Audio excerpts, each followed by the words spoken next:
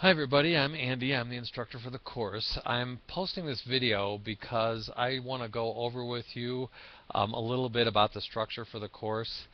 Everything I'm going to go over is all, you should already read in the syllabus or seen in the content area on the website.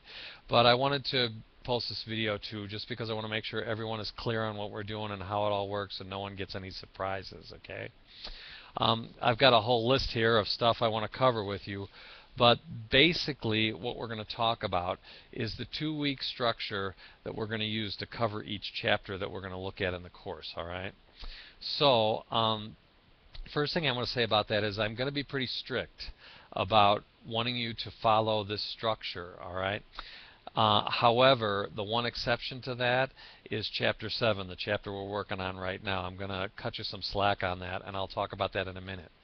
But for the rest of the chapters, what you need to do is, first off, there's a schedule at the end of the syllabus that says when we're going to cover each chapter, and hopefully you've seen that already.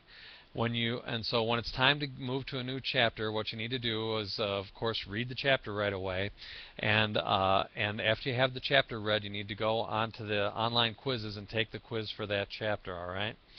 And you can't post to the discussion board until after you've taken the online quiz, so do that right away. And like it says in the syllabus, you've got 3 days to post to the discussion board in relation to each question we have for the chapter. All right. Now we have going to have 2 questions that I want you to post on for each chapter. Like it says in the syllabus, the first question for every chapter is, what did you find most interesting? So right when we start the chapter, the first day of the chapter, you know that's the question.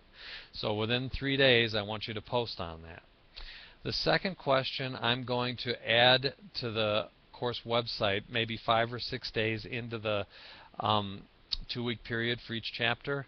Now, I'm not just going to post a question. I'm going to put like a small mini PowerPoint lecture with my voice on it, or I might put a video I want you to watch. There'll be a little something that is, and with that, I'll have a question I want you to address, and so you'll have those 2 questions for each 2-week period for each chapter. The other thing that you have for each chapter is a research paper, and that is due at the end of the 2-week period. It's listed in the schedule at the end of the syllabus with says the due dates for each paper, which is just the last day of each 2-week period. Make sure that you go into the course content area and read the rubric and the guidelines for writing those papers, okay? Maybe about a week into into covering each chapter, when you're starting to really get into discussion postings, you want to be thinking about, what do I want to do my research paper on? And maybe get started doing the research so you make sure you get those papers in on time, all right? Also, in the content area, you want to read the rubric for the discussion posts.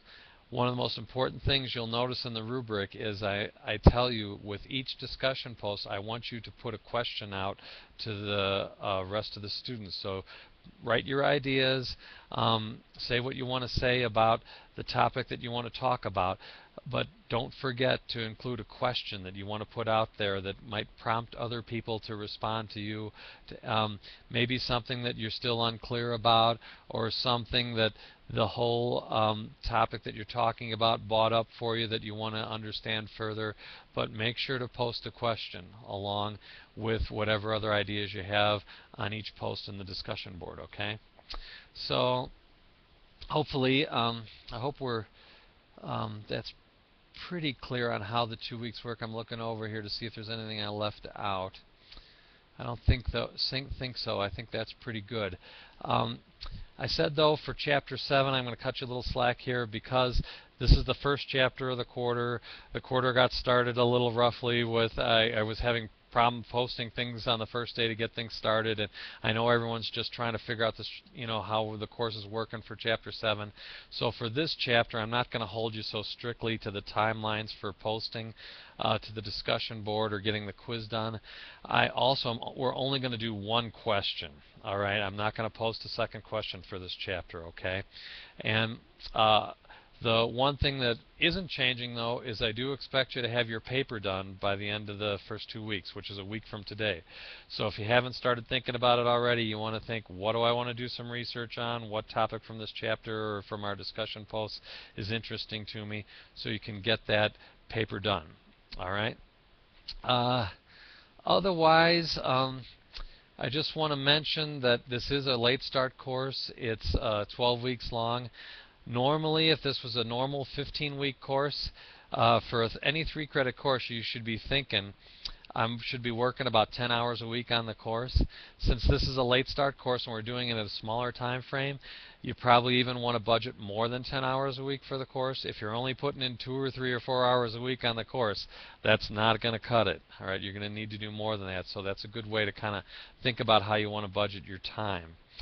The only other thing I can think of that I want to talk about is just I'm teaching this class as a part-time instructor. It's the only class I'm teaching.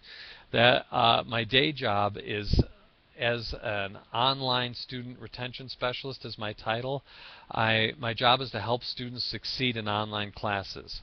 So I am here in my office from about 8 to 4:30 every day, and so if you live in the Fort Collins area and you're on campus, please feel free to stop in and see me.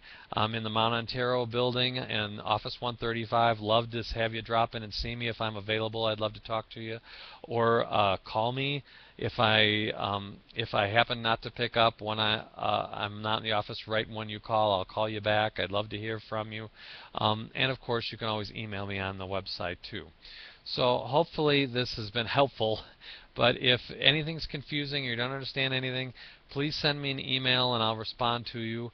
And hopefully we can have a good quarter and you can learn a lot. I'm looking forward to the rest of the quarter. Take it easy.